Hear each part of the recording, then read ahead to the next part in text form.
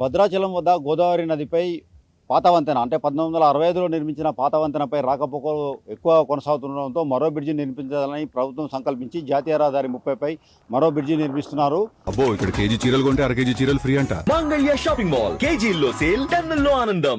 పాత బ్రిడ్జికి పక్కనే ఉన్న ప్రాంతంలో భూసేకరణ చేసి పాత బ్రిడ్జి నిర్మిస్తున్నారు. ఇది పాత బ్రిడ్జి కాలక్రమేణా వాహనాల రద్దీ అధికం కావడంతో 2015లో కొత్త బ్రిడ్జి నిర్మాణ పనులు, కొత్త వంతెన నిర్మాణ పనులు ప్రారంభించారు. కానీ అది 10 ఏళ్ల సుదీర్ఘ కాలం తర్వాత ఆ భూసేకరణతో పాటు అనేక ఇబ్బందులు తలెత్తిన కారణంగా అది 10 ఏళ్ల పైగా సమయం తీసుకుంది.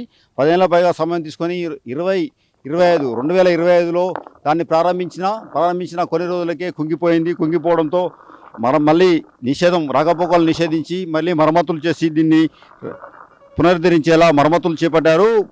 1965లో నిర్మించిన పాత బ్రిడ్జి పక్కనే NH30 జాతీయ రహదారి 30 పక్కనే ఇది నిర్మిస్తున్నారు. ఈ బ్రిడ్జి నిర్మాణం పూర్తయితే తెలంగాణ, ఆంధ్రప్రదేశ్, ఛత్తీస్గఢ్, ఒడిశా రాష్ట్రాలకు ఈజీగా, అదేవిధంగా భద్రాచలం దేవాలయానికి వచ్చే భక్తులకు రాకపోకలు కొనసాగించేందుకు అనువుగా ఉండేందుకు 1.2 కిలోమీటర్లు పొడవున ఈ వంతెన నిర్మించారు. 4 లైన్ల వంతెన.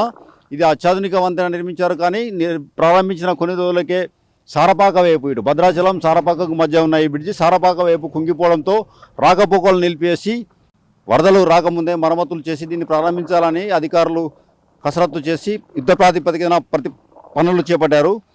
అప్రోచ్ రోడ్ల నిర్మాణం వ్యయంతో కలిపి ఇది 65 కోట్లుగా ఉంది. కొత్త వంతెన నిర్మాణం 65 కోట్లతో ప్రారంభమైన ఈ బ్రిడ్జి సుమారు 10 ఏళ్ల పాటు నిర్మాణం నత్తనడకన కొనసాగి నిర్మాణం పూర్తయి 2025న పూర్తయి ప్రారంభించింది.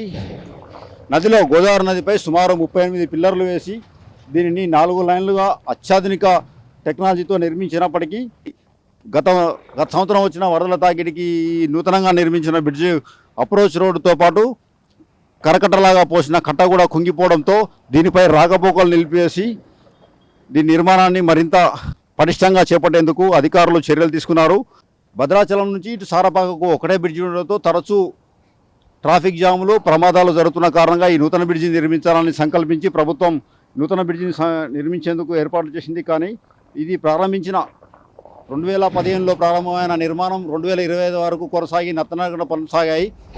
2025న ప్రారంభించిన 3 నెలలకే సారపాక వైపు ఉన్న వంతెన నిర్మాణ లోపంతో కుంగిపోయింది. ఒక్కసారిగా కుంగిపోవడంతో వాహనాల రాకపోకలను అంతరాయం కలిగింది. వాహనాల రాకపోకలను నిలిపివేసి యుద్ధ ప్రాతిపదికన పనులు చేపట్టి రానున్న వర్షాకాలంలోపే దీనిని ప్రారంభించాలని చర్యలు తీసుకున్నా ఇక్కడ కూడా పనులు రత్నాకరణ కొనసాగుతున్న కారణంగా మరికొన్ని రోజులు ఈ పనులు నడిచి ఇది ప్రారంభానికి సిద్ధం అయ్యే అవకాశం ఉంది. వీడియో జర్నలిస్ట్ నాగేందర్తో హరీష్, RTV, భద్రాద్రి నూతన వంతెనపై నుంచి.